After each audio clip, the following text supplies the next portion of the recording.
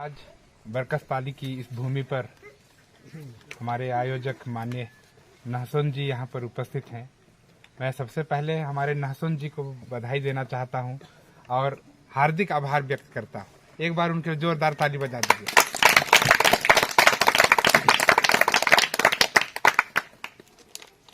बहुत दिनों से हम लोगों का बात हो रहा था कि हम लोग बरकसपाली में भी कार्यक्रम करेंगे, लेकिन कब करेंगे ये फिक्स भी नहीं हो पा रहा था। और बड़े ही यानी धैर्यता पूर्वक उन्होंने काम किया और ये जो भारत मुक्ति मोर्चा का संगठन है उनको उन्होंने आमंत्रित किया और आज बरकसपाली के इस चौक में यह कार्यक्रम संपन्न हो रहा है। आज मैं अपनी बातों को रखने से पहले हमारे समाज के जितने भी महापुरुष हैं, जितने भी नायक नायिकाएं हैं, उन सभी को नमन करता हूं और अपनी बातों को आप लोगों के सामने में रखता हूं। भारत मुक्ति मोर्चा पूरे देश के, जैसा कि हमारे रूप नारायण साहब ने बताया कि 32 राज्य में हम लोगों का संगठन है, 2.5 लाख से ज्यादा गांव का संगठन है, 25,000 से ज्यादा ब्लॉक का संगठन है, 5,000 से ज्यादा तहसील का संगठन है। उसी के क्रम में आज बरकसपाली भी एक गांव है जिसमें ये भारत मुक्ति मोर्चा पहुंचा है। साथियों, ये जो भारत मुक्ति मोर्चा है वो SC, ST, OBC और माइनॉरिटी के लोगों को जगाने का काम कर रहा है। हमारे देश में SC, ST, OBC के लोग लगातार संघर्ष कर रहे हैं। SC के लोग अलग संघर्ष कर रहे हैं, ST के लोग अलग संघर्ष कर रहे हैं, OBC के लोग अलग संघर्ष कर रहे हैं, माइनॉरिटी के लोग अलग संघर्ष कर रहे हैं। सारे के सारे लोग संघर्ष कर रहे हैं और सारे के जो लोग हैं वे लोग शोषित और पीड़ित भी हैं। और शोषित और पीड़ित क्यों हैं? क्योंकि हमारे देश में 3.5% के लोग हमको शोषित और पीड़ित कर रहे हैं। और ये 3.5% लोग हैं कौन? हम लोगों को जानना समझना बहुत ज्यादा जरूरी है। हम लोग इतिहास में पढ़ते हैं, इतिहास गवाह है कि हमारे देश में सबसे पहला आक्रमण आर्यों का होता है। ये जो आर्य लोग हैं सबसे पहला आक्रमण करते हैं। आर्य लोग यहां से वापस गए नहीं है और यही जो आर्य लोग हैं उन्होंने हम लोगों को गुलाम बनाया है। तो ये आर्य कौन है उसको हम लोगों को पहचानना होगा। और पहचानने के लिए क्या करेंगे?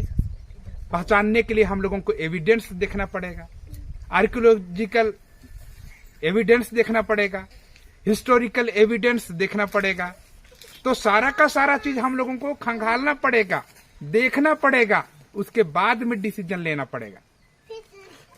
तो मैं आप लोगों को बताना चाहूंगा, स्वामी दयानंद सरस्वती 1885 में आर्य समाज की स्थापना की और आर्य समाज की स्थापना करने के साथ में उन्होंने बताया कि हम लोग आर्य लोग हैं।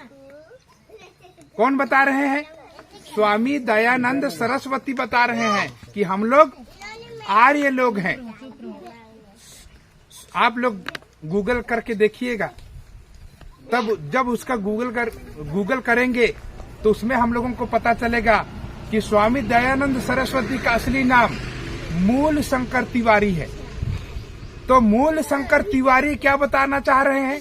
कि हम लोग आर्य लोग हैं। इसका दूसरा मतलब ये भी है कि हम लोग विदेशी लोग हैं। मैं नहीं बता रहा हूं, कौन बता रहे हैं? मूल शंकर तिवारी नाम के ब्राह्मण खुद बता रहे हैं कि हम लोग आर्य लोग हैं। और इनकी संख्या कितनी है? 3.5%। हमारे गांव का एक पंच नहीं बना सकता, वो देश की जो पंचायत है उसका वो प्रधानमंत्री बना रहे हैं।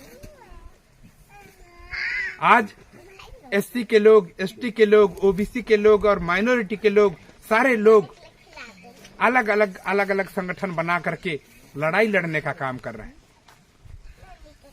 मैं आप लोगों को बताना चाहूंगा इस मंच के माध्यम से, 1885 में खूंटी जिला के रहने वाले क्रांतिवीर बिरसा मुंडा ने 20,000 आदिवासियों को इकट्ठा किया और उनको उन्होंने समझाया कि अपने लोगों से लड़ाई मत लड़ना, जो तुम्हारे अधिकार को दबा के रखे हैं उन्हीं से लड़ाई लड़ना। लेकिन हमारे लोग दुश्मन से लड़ाई लड़ते हैं। आप लोग देखें, दुश्मन से लड़ाई लड़ते हुए उन लोग किससे लड़ाई लड़ते हैं? अपने भाई से लड़ते हैं, अपनी बहन से लड़ते हैं, अपने माता पिता से लड़ते हैं।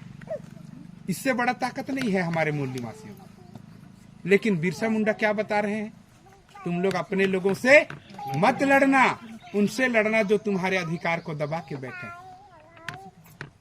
तो आज हम सभी को वो दुश्मन को पहचानना है, वास्तविक दुश्मन को पहचानना है। दूसरी बात मैं आप लोगों को उदाहरण के लिए बताना चाहता हूं। हमारे देश में ज्योतिबा फुले ने जन्म लिया और ज्योतिबा फुले 1885 में जिस समय बिरसा मुंडा आंदोलन कर रहे थे, उस समय ज्योतिबा फुले बोलते हैं अभी मौका है, तुम अपनी आजादी के लिए लड़ाई शुरू कर दो। क्या बोल रहे हैं? अभी मौका है, तुम अपनी आजादी के लिए लड़ाई शुरू कर दो। गुलामी में जिनकी बातें सहन नहीं होती हैं, आजाद भारत में उनकी लातें खानी पड़ेंगी।